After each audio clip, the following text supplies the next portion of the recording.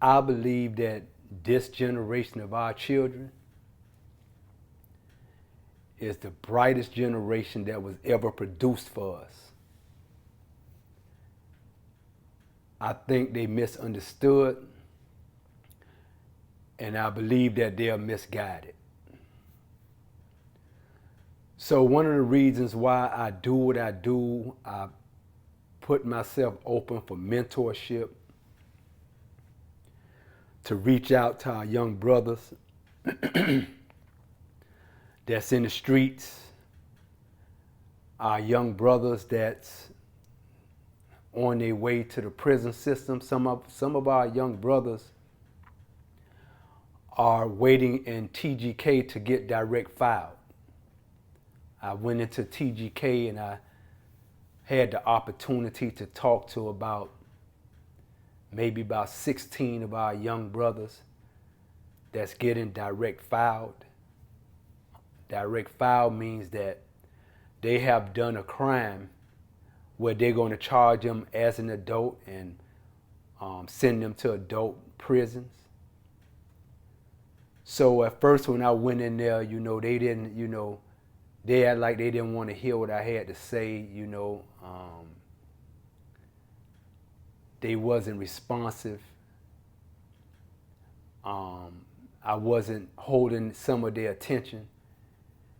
And then I had to kind of break the ice, because I had to let them know, like, I'm not your enemy. I'm your friend. And I came in here because I love you. And since some of y'all are already in trouble, so much trouble where your mama can't help you and this and this, so I got to let you know what you getting ready to face, go off in that prison system. So like I said, I offer myself as a mentor, one that wants to mentor and can reach the unreachable. Because once upon a time, they said my generation was unreachable. They wanted to throw away the key on us. And so young people, they want to know, yo, bro, what give you the credentials to come out and talk to us? What you been through? Tell us something about yourself. So I had to tell them something about myself. I was sentenced to a 35-year prison sentence in which I had to serve 30 years of that sentence if I didn't get in trouble, and 35 years if I had got in trouble. So I went in 1994 and I came out in 2016. My release date was either 2025 or 2030. So a lot of times, they talked about me and my brother Sweet like we wasn't going to get out. And so a lot of youngsters be wanting to know, man, how you got out? I thought you had 30 years. Well, one thing about paperwork, I got paperwork, right? To show my credentials, I got paperwork. Let me read what this say. Let me put my glasses on because you have to show paperwork sometime. This letter's from, it says, the White House, Washington, November 4th, 2016. Mr. Albert Campbell, Miami FCI, 5801 Southwest 137th Avenue, Miami, Florida 33177. And it reads, Dear Albert, I wanted to personally inform you that I am granting your application for computation. The power to grant pardons and clemencies is one of the most profound authorities granted to the President of the United States. It embodies the basic belief in our democracy that people deserve a second chance after having made a mistake in their lives that led to a conviction under our laws. Thousands of individuals have applied for computation, and only a fraction of these applications are approved. I am granting your application because you have demonstrated the potential to turn your life around. Now it is up to you to make the most out of this opportunity.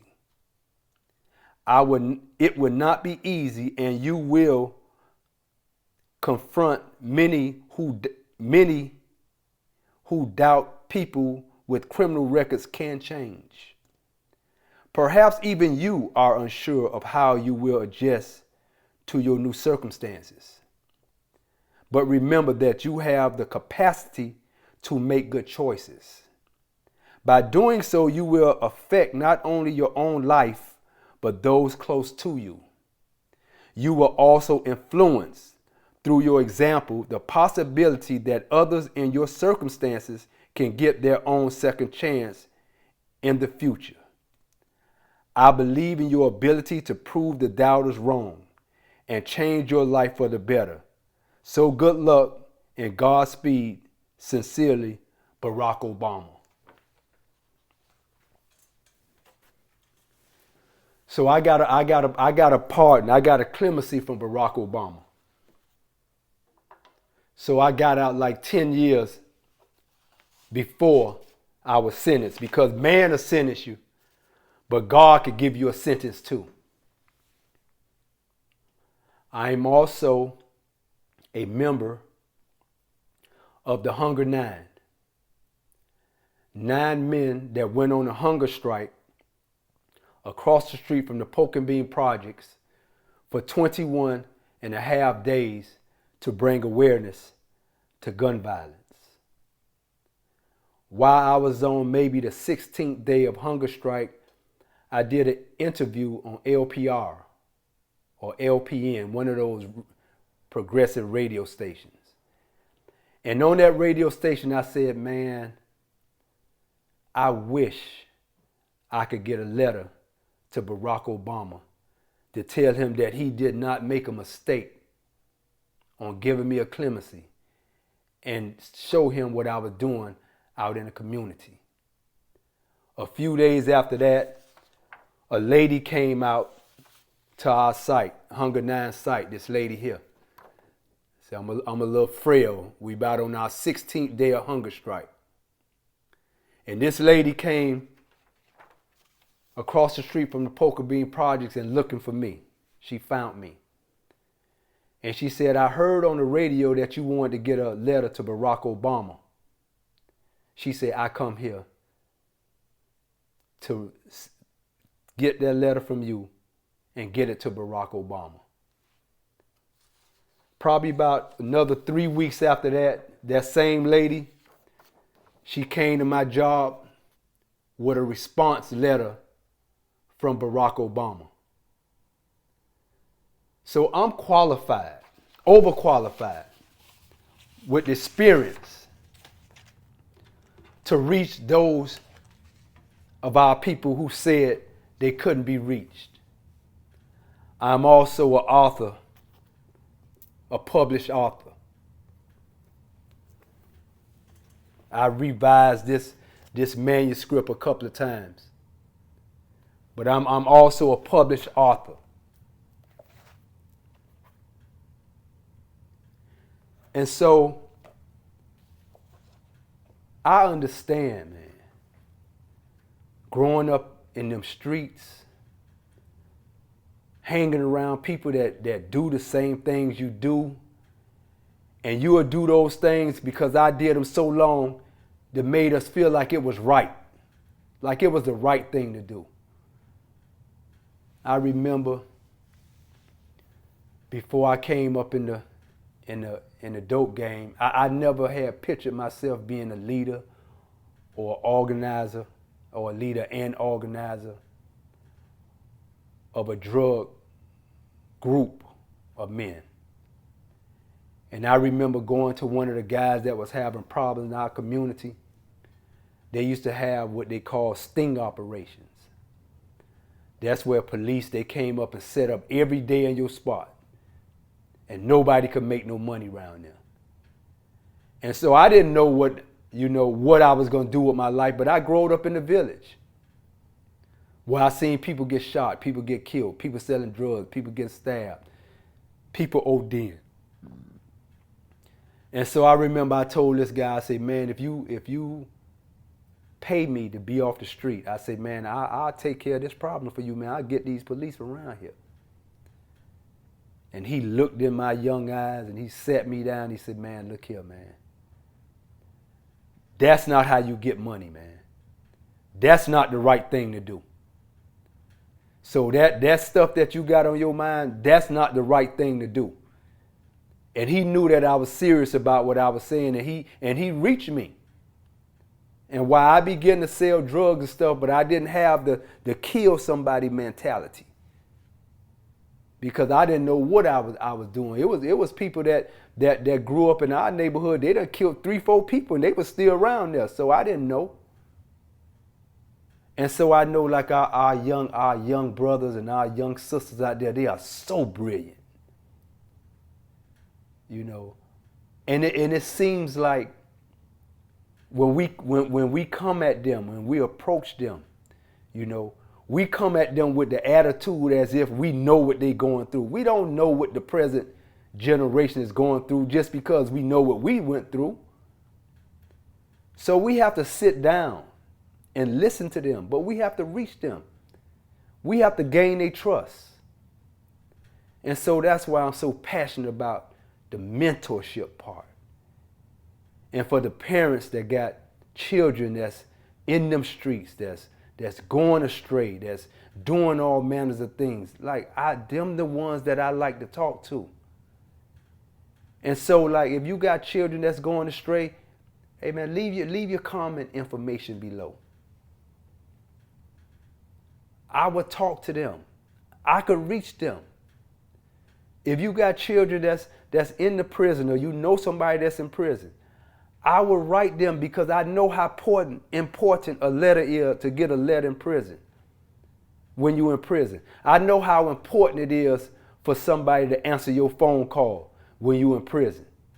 I know how it is, even though you might be in a prison with 2,000 or 3,000 people, that you could feel like you're the loneliest person in the world. And it's like that on the streets too. You know, our youngsters, they hang out with each other, but they feeling lonely because they don't have proper guidance. They don't have somebody that'll listen to them. They don't have somebody that will respect them and somebody that could reach them. And so that's what my passion is. I know it says in the scripture, say if you could reach one, that God will forgive you of a multitude of your sins. Man, I'm trying to beat that prophecy. I'm trying to save them all. I know there's a wise man that say, man, those of our people that want to be saved, we got to save them, man. And some of them don't know that they want to be saved. Some of them going to have to go through some things like I did in order to be saved. But in order to reach a people, you got to love them. See, when you come up on our youngsters with them old empty words and an agenda, they know the fake from the real. Man, I tell you, by the time I was 10 minutes in with sitting with my brothers, that some of them that may not, if it be God's grace, they might not get out of prison again. Some of them was getting sentenced to 30 years and some of them was getting sentenced to life. But when I talked to them, I was able to reach them all, even though they was in that situation. And I let them know that I was once in that situation too. I was once feeling lonely too. I was once about to go into an atmosphere that I had never been to before myself. And as I began to pour love on them and ask them questions, they started responding. They started responding to the questions that I was asking them. Then they had their own questions. Then they relaxed and opened up. And one of the young brothers, he told me, he said, OG, you the GOAT. Not the GOAT because I'm in the streets, not the GOAT because I'm a hitter, not a GOAT because I'm doing what I'm doing for financial gain, but I do it out of love, and they felt that. He said, OG, you the GOAT. So to my parents, this is my challenge and it's really my plea and my prayer. Because you don't, as a parent, you don't want to have to stand in that courtroom when the justice system takes your baby life. Or you don't want to be standing over that casket looking at their remains and saying to yourself, I could have done better. And even if I couldn't have saved him, I could have tried. I could have sought help. So for those of the parents that's listening to this message, let me reach them. Give me a chance. Let me help. Let me spend time with them. Let me love on them. Let me tell them that I love them and they feel it.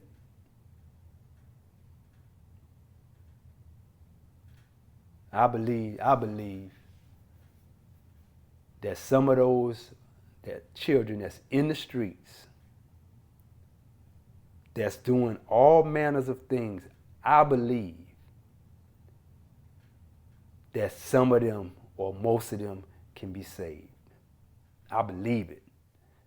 And I don't mind, like if I'm the only one that believe it, I don't mind. It's okay.